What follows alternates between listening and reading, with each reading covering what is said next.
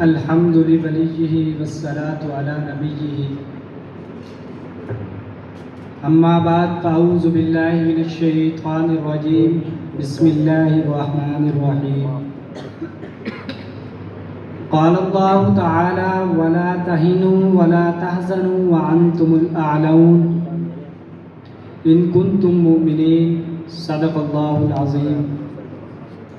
لائق تعظیم و تکریم اساتذہ کرام، منصبین عزام، عزیز طلبہ کرام، آج میں آپ حضرات کے سامنے جس موضوع پر گفتگو کرنے چلا ہوں وہ اقبال مرحوم رحمۃ اللہ علیہ کا شعر تھے تو آبا وہ تمہارے ہی مگر تم کیا ہو.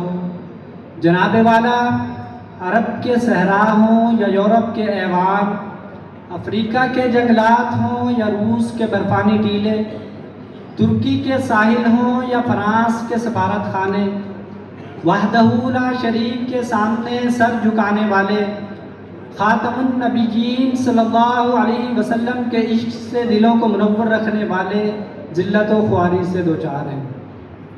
معیشت ہو، تہذیب ہو، تمدن ہو، تعلیم ہو، تنزلی ان کا مقدر بن چکی ہے. اگر بات جماعت، وطن، ملک کی جائے تو پاک سرزمین عرب سے لے کر پاکستان کے ایوانوں تک، بادشاہوں سے حکمرانوں تک، ہر ایک یہودیت اور عیسائیت کے توپ کو اپنے گلے کی زینت سمجھتا ہے، ان کی رضامندی کو باعث فخر گردانتا ہے، ان کے قدموں میں جھکنا بندگی سمجھتا ہے. جبکہ انہی قوموں کو ہم نے 1400 برس قبل بنو قریظہ کے قلعوں میں، خیبر کے شہر میں رسوا کیا تھا، بیت المقدس سے بے دخل کیا تھا، اللہ کی حاکمیت کو قائم کر کے روم و فارس کی سلطنتوں کو بکھیر دیا تھا. لیکن جناب والا، تھے تو آبا وہ تمہارے ہی مگر تم کیا ہو، ہاتھ پر ہاتھ دھرے منتظر فردا ہو.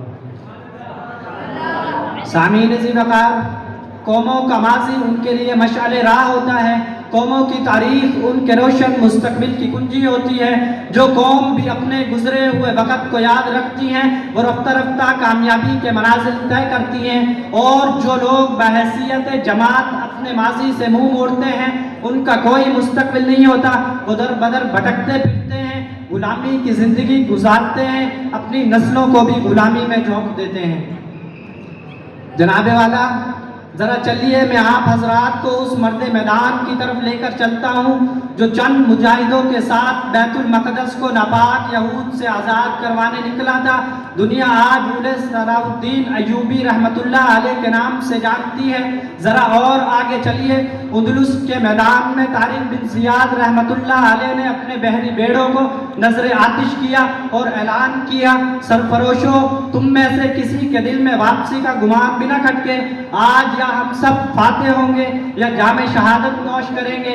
انہی کے بارے میں اقبال مرحوم رحمۃ اللہ علیہ نے فرمایا تھا، غازی یہ تیرے پر اسرار بندے جنہیں تو نے بخشا ہے ذوق خدائی، دو نیم ان کی ٹھوکر سے صحرا و دریا، سمٹ کر پہاڑ ان کی ہیبت سے رائی، دو عالم میں کرتی ہے بیگانہ دل کو عجب چیز ہے لذت و آشنائی، شہادت ہے مطلوب و مقصود مومن، نہ مال غنیمت نہ کشور کشائی.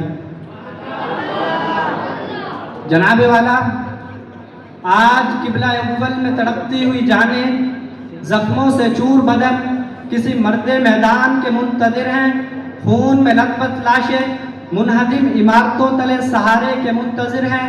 ہر صبح نئی امید کے ساتھ بیدار ہوتے ہیں، شاید کوئی دینی غیرت و حمیت رکھنے والا ہماری صفوں میں شامل ہو، لیکن ہم جو غفلت کی چادر اوڑھے اپنی مستیوں میں مگن، ہاتھ پر ہاتھ دھرے فرشتوں کے منتظر ہیں.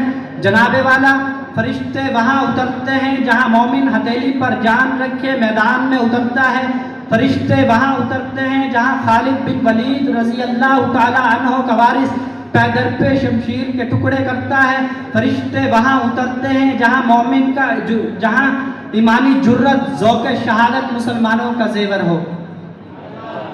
جن کو آتا نہیں دنیا میں کوئی فن تم ہو، نہیں جس قوم سے پرواہ نشیمن تم ہو، بجلیاں جس میں ہو آسودہ و خرمن تم ہو، بیچ کھاتے ہیں جو اسلاف کے مدفن تم ہو، ہونی کو نام جو قبروں کی تجارت کر کے کیا جب مل جائے صنم پتھر کے صفحۂ دہر سے باطل کو مٹایا کس نے؟